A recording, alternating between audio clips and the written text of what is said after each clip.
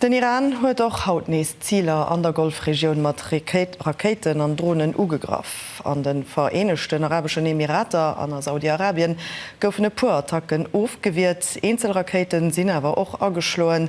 Gleichzeitig meldet auch Teheran schwer schiert unter Energie- a Wasserversorgung no neuen Attacken durch die USA an Israel. Das ist weiter internationalen Nachrichten lo am Überblick vom Rektil. Den US-Präsident Donald Trump huet dem Iran ein Ultimatum stalt, binnen 40 Stunden soll Stross vun Hormuz komplett opgoen, sos géfen d'USA die iranesch Energieinfrastruktur zersteieren.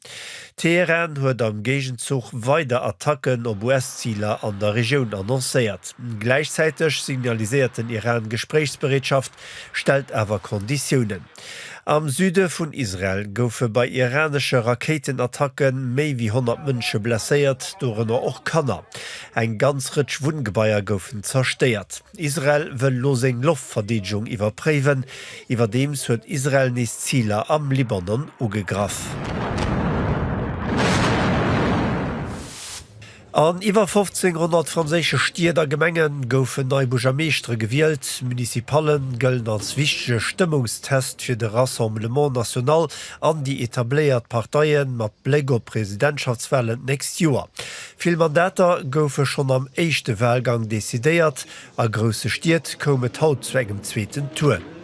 Besonders am Fokus steht Marseille. Do leien den aktuelle sozialistische Burgermeister an de Rassemblement Nationalkandidat no der éischter Rund gleich op. Auch zu Paris bleibt et spannend, an de grosse Stiert sind Wahlbüroen bis dauert den Novent op. Als Slowenien ass haut den neue Parlament gewählt ginn, die zwo gréste Parteien kree keng klor Majoritéit, sowohl Partei vum aktuellen Premier Golob, wie auch Partei vum rechtspopulistischen Oppositionsleader Janša sinn op eng Koalition ugewiesen. Der Wahlkampf huet sterk polariséiert, beid Seiten reprochéieren sech Ligen a Korruption. Op Kuba as Stromnetz nees komplett zu Summe gebrache, dats schon den zweete landesweite Blackout bannen enger Wo an den dritte fir dese Mond. Rund 10 Millioune Mënsche sie betraff. Die Infrastruktur op der Insel ass komplett vereelzt, dobei kommen US-Sanktionen, die den Import vu Petrol blockieren. Die Regierung zu Havanna mecht Sanktionen responsabel. Washington gesäit du géint für allem intern wirtschaftlich Probleme als Ursach. Der kubanischen Außenminister huet gesot, sei Land wie oppe fir Gesprächer mat den USA.